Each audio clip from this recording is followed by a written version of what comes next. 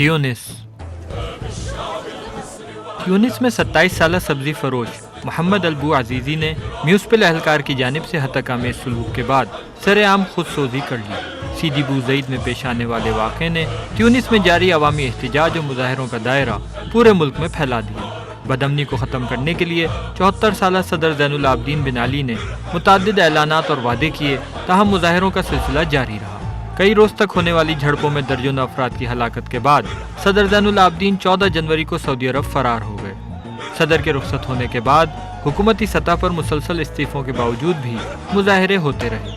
کالعدم تنظیم النہضہ موومنٹ کے جلا وطن اسلام پسند سربراہ راشد الغنوشی 30 جنوری کو تیونس واپس آئے تو ہزاروں شہریوں نے ان کا شاندار استقبال کیا۔ مصر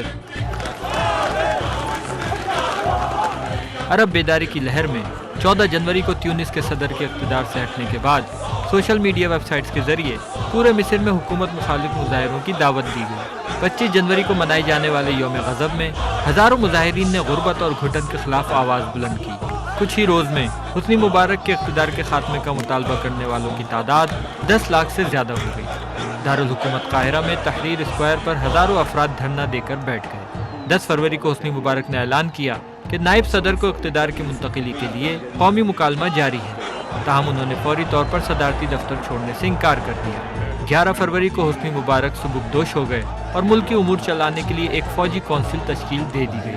ملک بھر میں بڑے پیمانے پر خوشیاں منائی گئیں اور ایک نئے مصر کے طلوع پر اظہار مسرت کے لیے لاکھوں افراد تحریر اسکوائر پر جمع ہو گئے۔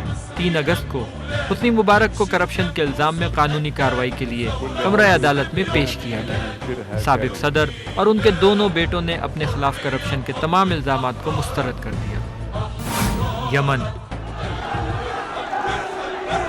یمن کے صدر علی عبداللہ صالح کے 33 سالہ اقتدار کے خلاف مظاہرے جنوری 2011 میں اس وقت شروع ہوئے جب صدر کے حامیوں نے مصری سفارت خانے کی جانب مارچ کرنے والے یمنیوں پر حملہ کر کے انہیں منتشر کر دیا۔ یہ شہری مصر میں حکومت مخالف مظاہرین کے ساتھ یکجہتی کا اظہار کرنا چاہتے تھے۔ 3 فروری کو حکومت مخالف مظاہروں کے دن 20,000 سے زیادہ افراد دارالحکومت صنعاء کی سڑکوں پر نکل آئے۔ 2 مارچ کو اپوزیشن نے اقتدار کی منتقلی کے لیے یمنی صدر کو ایک منصوبہ پیش کیا جس میں انہیں نکلنے کا باوقار راستہ پیش کیا گیا۔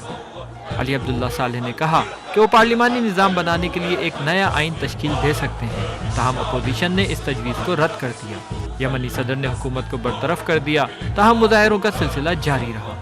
25 مارچ کو صدر صالح نے اعلان کیا کہ وہ مزید خون ریزی روکنے کے لیے اقتدار چھوڑنے کو تیار ہیں، مگر پھر وعدوں کے باوجود اقتدار کی منتقلی کے معاہدے پر دستخط کرنے سے انکار کر دیا۔ اس کے نتیجے میں صنعاء کے گلی کوچوں میں سیکورٹی فورسز اور ایک طاقتور قبائلی گروہ میں مسلح لڑائی شروع ہو گئی۔ 3 جون کو صدر علی عبداللہ صالح ایک بم حملے میں شدید زخمی ہونے کے بعد علاج کی غرض سے سعودی دارالحکومت ریاض چلے گئے۔ بعد ازاں 23 ستمبر کو وہ فائرنگ اور دھماکوں کی گونج میں واپس یمن آ گئے۔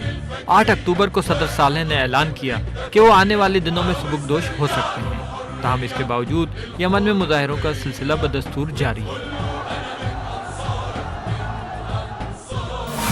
لیبیا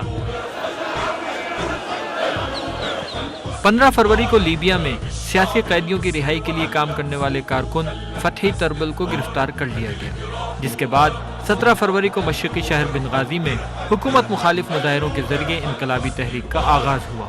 سلامتی کونسل نے لیبیا پر نو فلائی زون قائم کر دیا اور شہریوں کو قذافی کی فوج سے محفوظ رکھنے کے نام پر نیٹو کو فوجی کارروائی کا سگنل بھی مل گیا۔ کئی ماہ کی خونریز خانہ جنگی کے بعد بالآخر قومی عبوری کونسل کے جنگجو معمولی مزاحمت کے ساتھ دارالحکومت طرابلس میں داخل ہو گئے۔ اس طرح قذافی کے 41 سالہ دور اقتدار کا عملی طور پر خاتمہ ہو گیا۔ قذافی نے اپنے آبائی شہر سرت میں روپوشی اختیار کر لی۔ اس کے چند ہفتے بعد ملک کے جنوب کی جانب فرار کی کوشش کے دوران قومی عبوری کونسل کی فورسز نے قذافی اور ان کے بیٹے کو پکڑ لیا اور پھر ہلاک بھی کر دیا۔